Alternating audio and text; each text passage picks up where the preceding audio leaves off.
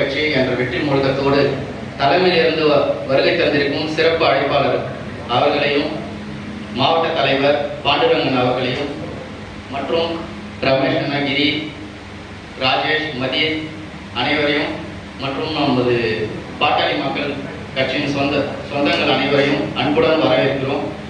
இந்த சித்திரை முழுநிலவு இளைஞர் பெருவிழாவுக்கு நம்ம அனைவரும் பெருந்திரளாக கலந்து 2026ஆம் ஆண்டு வெற்றி இலக்கு நம்ம தான் ஆட்சியில் அமையணும்.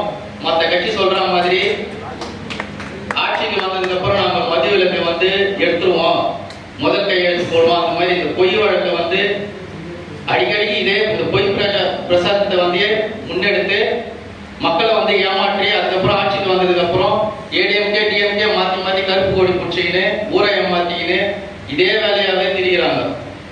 ஆனா நம்மளுக்கு முதல் கொள்கையே முதல் நாள் கையெழுத்து பூரண மது விலக்கு, இதை அமல்படுத்தணும்னு சொல்லிட்டு அண்ணன் அன்புமணி அண்ணன் சொல்லியிருக்கிறார்.